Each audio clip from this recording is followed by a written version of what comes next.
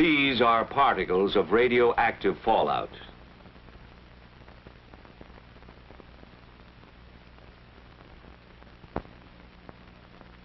And this is how a single particle looks magnified several hundred times.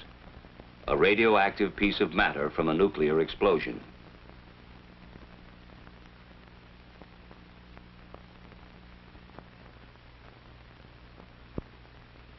These few particles can't do us any significant harm. But should there be a nuclear attack, many billions of them would fall from the sky and settle to Earth, releasing radiation that could cause sickness or death in the area where they fall.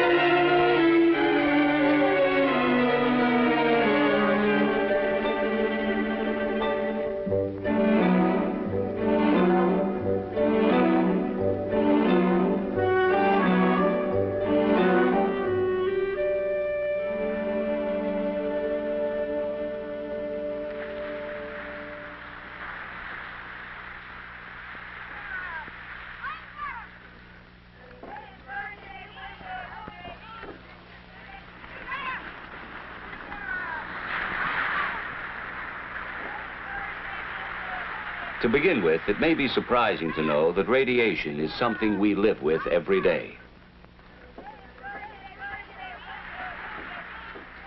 Far back in time, back before there was an Earth, there were flaming fireballs in space. We call them stars. And there are millions upon millions of them. Each star, like our own sun, is a raging nuclear furnace that shoots out showers of particles too tiny to be matter as we conceive it, along with invisible forces that we call radiation. This radiation and these particles travel through space at fantastic speeds until they strike some other matter which may make new flares of radioactivity. They strike wandering asteroids, moons, and planets such as our own. Everything in space, Earth included, receives this radiation. Skies partly cloudy this afternoon, clearing but...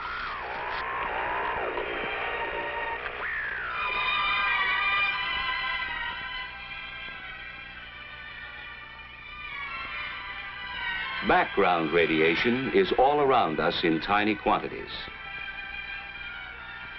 Nature even planted unstable atoms deep inside the Earth itself. They decay one by one, here and there, in a barrage of inconceivably small and silent explosions. Each explosion is another spark of radiation. All life on Earth has reached its present form in company with radiation from this naturally occurring radioactivity. Extremely thin, with extremely low-level intensity, it has always been with us. It is nothing new.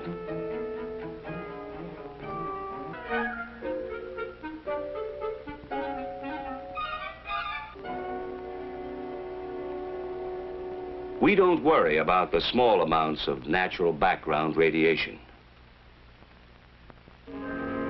But to safely handle larger amounts, we must keep our distance and shield ourselves. For as the amounts increase, so do the dangers. The amount of energy generated by a nuclear explosion is enormous. Near the crater area, there is almost total destruction from blast and heat.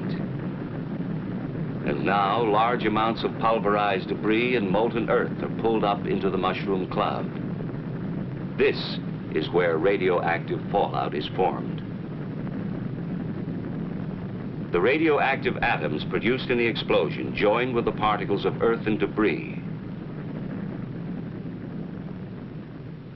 The mushroom-shaped cloud forms and climbs higher. It now contains billions of highly radioactive particles of matter that we call fallout. The strong winds of the upper altitudes go to work on the cloud, blowing it off in one or more directions. Gravity tugs on the particles.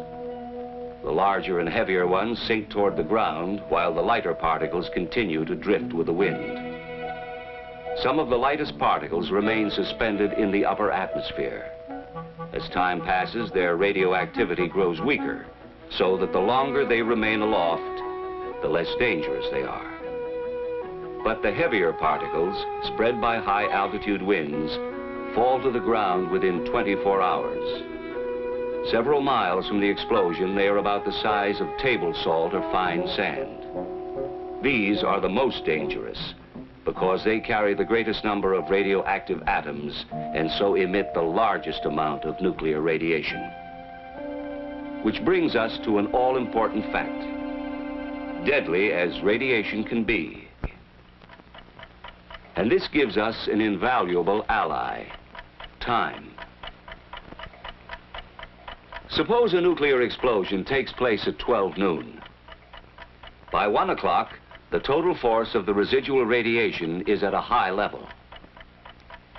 By 7 o'clock, it's down to 1/10. In 2 days, although still dangerous, it's only 1/100th. But in 2 weeks, it's only 1/1,000th. With this decay rate in mind, consider radioactive fallout conditions which might confront us after a massive attack. Within an hour, fallout would be a serious problem in the vicinity of explosions which occur on or near the ground. By 7 hours after the attack, the fallout area covers more and more of the country as the prevailing winds expand the fallout in a downwind pattern. 24 hours. 48 hours. Without shelter, millions would face death. A few days later, those who have taken shelter will survive.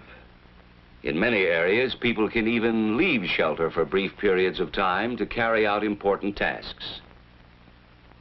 Within 2 weeks, most people can leave their shelters for longer periods as the radioactivity decays to lower levels. The lesson is obvious. We must shield ourselves from radiation through the dangerous period.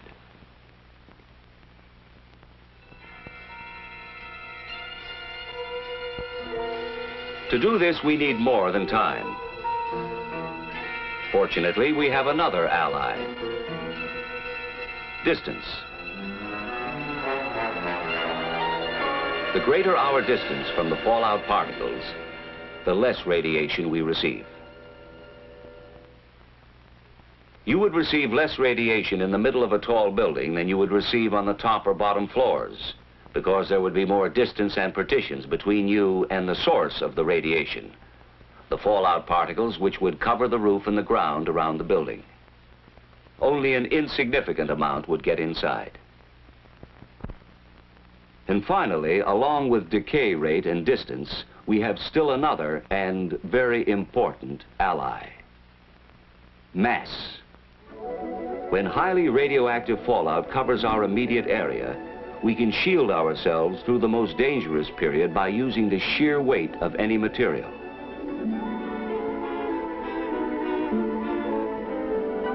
But the protecting material must be heavy.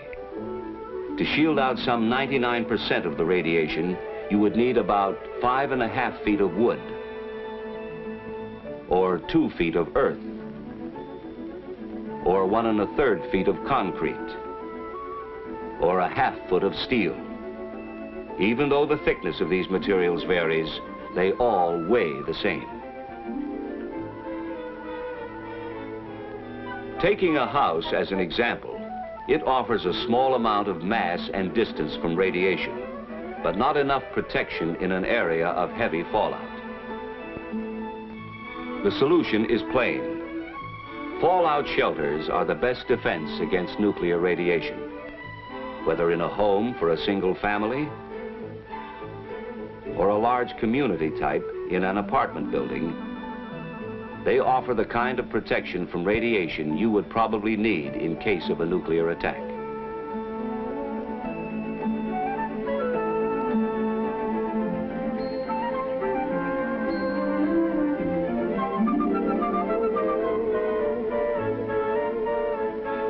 But the best shelter would be worthless unless it was used. Most people find it hard to understand how silent, invisible rays, which cannot even be felt, could be so damaging. Let's see what happens when radiation penetrates the body and attacks the cells. What is a cell, and what happens when it is attacked? It's a simple organism, which reproduces itself by dividing. Our bodies are made up of millions of cells. They're the building blocks of our blood and tissues. Now, powerful radiation strikes, and cells are injured or destroyed. If radiation stops before the accumulated dose is too great, almost all of the damage eventually will be repaired. If radiation continues, there are some cells less able to function at top efficiency. Should the body fall behind in its recovery, severe illness or death could result.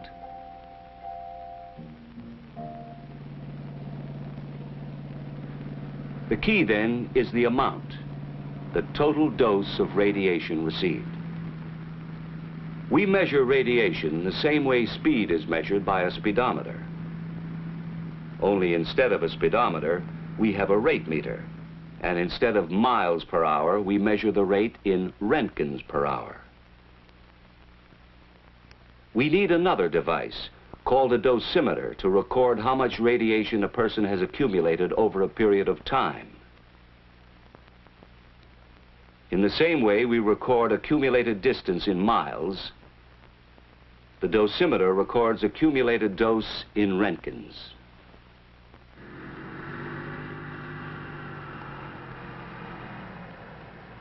With this in mind, let's return to background radiation.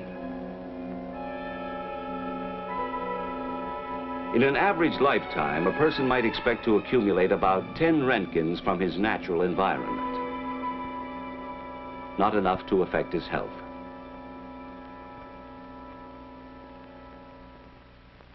This same healthy person would need medical care if he received more than 200 roentgens within a few days. 300 roentgens in the same period would cause severe radiation sickness or possibly death. And as we go beyond 300 roentgens, the danger of death increases rapidly. So now we see why shelter is vital. The difference between accumulating a large dose because of little or no shielding and a small dose because of adequate shielding is the difference between death and life. No clothing, of course, could possibly provide enough shielding. However, if you were to be in the open during fallout conditions, clothing would keep the particles from touching your skin. There is no such thing as a fallout suit, but ordinary clothing would help until you could reach the safety of a shelter. Then the fallout particles can be brushed off and outer clothing removed. If fallout settles on your food, the food itself is not harmed, since radiation damages only living tissue. And you can easily decontaminate it using almost the same methods you use in everyday food preparation. Actually, even if you accidentally swallowed some fallout particles, it wouldn't kill you. The effects, if any, probably wouldn't show up for years.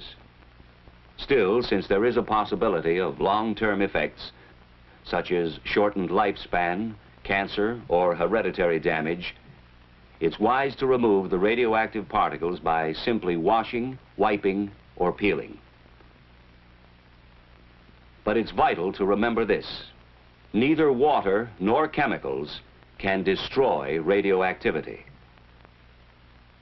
The fallout particles can only be moved or washed away. Only time can reduce their potency. And what of water? Well, here again, the same rules apply. If necessary, you could drink water containing fallout particles without worry or immediate harm. But chances are you wouldn't have to for long, for water helps to wash itself through the natural processes of sedimentation and filtration. And swiftly moving rivers like this would carry most fallout particles downstream.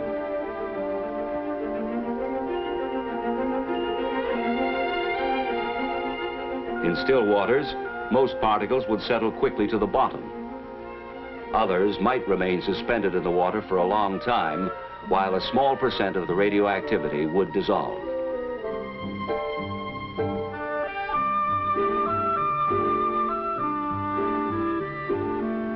The normal processing of a water treatment plant would make it safe to drink. And water coming from a covered well would be safe from radioactive contamination. There is no problem with breathing, for air is not contaminated once the fallout is on the ground. Fallout is not a poison gas. If ventilation is needed in a shelter, a simple inverted U-fitting on a ventilating pipe would keep fallout particles from entering the pipe and getting inside.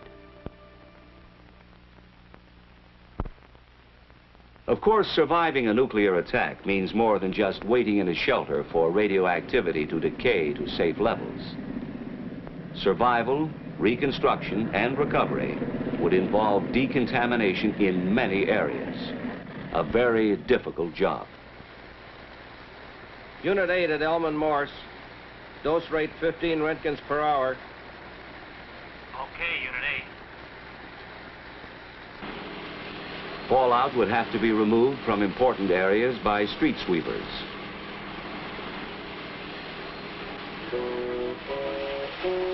And the remaining particles could be flushed out of the way.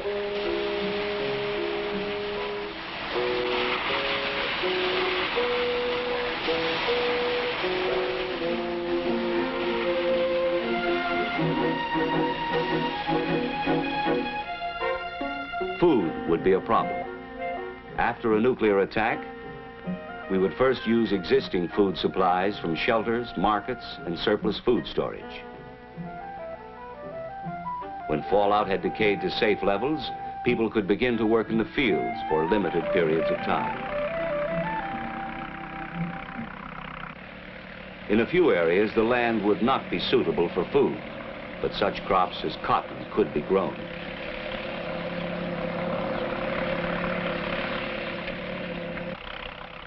Crops for human consumption would be grown in areas that had received the least fallout.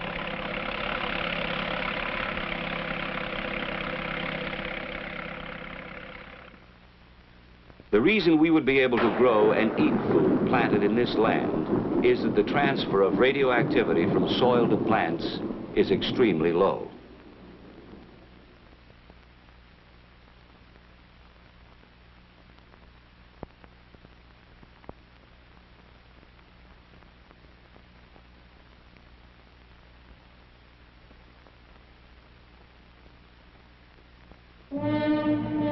And so, if nuclear attack should ever come, in spite of every effort to avoid it, we must be able to survive and rebuild for the future.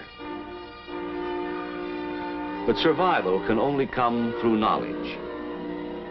The basic facts we must all know are relatively simple. First, there is nothing new about radiation. It has always been with us. What is new is the vast amount we would be exposed to as a result of nuclear explosions. Much of this danger would come to us in the form of fallout. But we are not without personal weapons or defense. One of these is time. Radiation decays, and so we would not have to take maximum precautions indefinitely. Another defense is distance. Radiating particles 50 feet away, for instance, would not affect us as much as particles a few feet away. And our third defense is mass. Any material with enough weight will keep the penetrating rays from hurting us. The greater the weight of the material between us and the particles, the safer we would be. The best way we can use all three weapons of defense is with an adequate shelter, thick enough to shield off a good part of the radiation until it has decayed to safer levels. When radiation attacks, the cells of our body are damaged. Most of them can repair themselves if the total dose over a period of time is not too high. Even though the rays penetrate our bodies, causing damage, they do not infect us and make us, or anything else, radioactive. That's why food remains good no matter how much radiation has passed through it. Fallout accidentally swallowed with water or food will do you no immediate harm. But for long-term safety, it's best to wash, wipe, or peel the food and filter the water.